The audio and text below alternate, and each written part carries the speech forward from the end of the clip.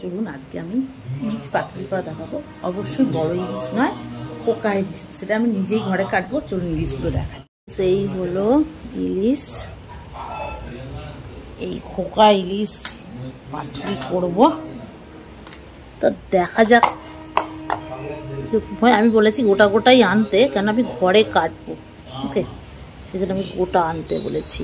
এই দুটো ইলিশ মাছ এনেছে আজকে। তো আমার কলা পাতা আছে, আমি পাতুরি করব, নিজেই ঘরে কাটি। চলুন কেটে নিয়ে আসছি। দেখুন, এই হলো কলা পাতা পাতুরির জন্য। তো কলা পাতাগুলো আমি ভালো করে ধুয়ে নেব, নিয়ে সেঁকে তারপরে আমি মাছগুলো, হ্যাঁ বলে রাখি যে আমার নারকোলটা নেই, তো আমি ওই সাদা সর্ষে, কালো সর্ষে, পোস্ত দিয়ে, কাঁচা লঙ্কা দিয়ে করব। তো এটা ধুয়ে নিই।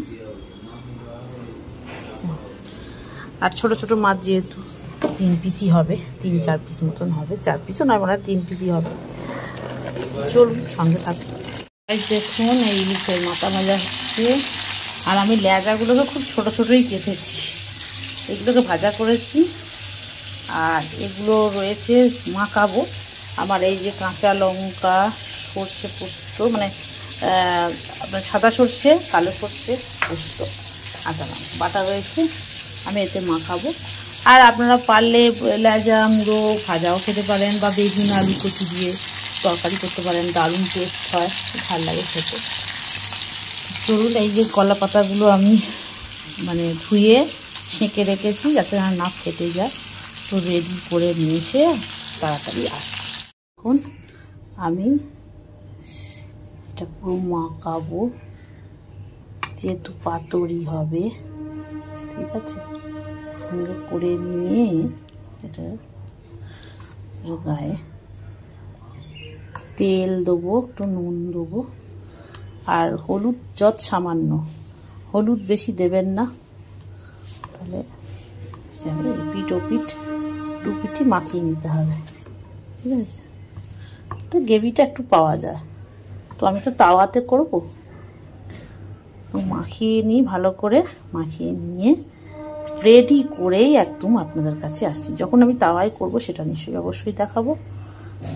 চলুন, এই দেখুন, কাঁচা লঙ্কা দুটো চিড়েছি, এটা ইলিশটা রেখেছি। এইভাবে আমি পাতাটা এরকমভাবে মুড়ে তারপরে দেখুন, আমি চাটুটা বসিয়েছি, একদম হাতে করে তেলটা এ করে দিয়ে বসিয়েছি।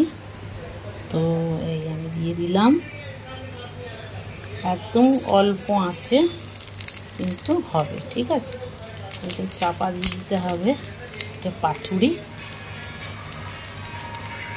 এই দেখুন, পাতুরি এখন চলছে হাওয়া, মাঝে মাঝে একটু এক ছোট্ট কলার 1 কলা তেল চারিদিকে দিতে হচ্ছে মাঝে মাঝে, বেশি দেবেন না, অল্প। চাপা দিয়ে রাখি, বড্ড ফাট। তো গাইস, এই দেখুন আমার ইলিশ পাতুরি রেডি হয়ে গেছে। একটা খুলে আপনাদেরকে আমি দেখাচ্ছি।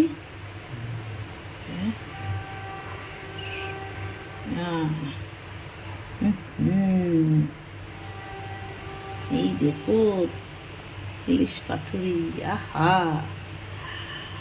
জিভে জল আনা, কি বলুন। বর্ষাকালে এটা হলে বেশ ভালোই হয়।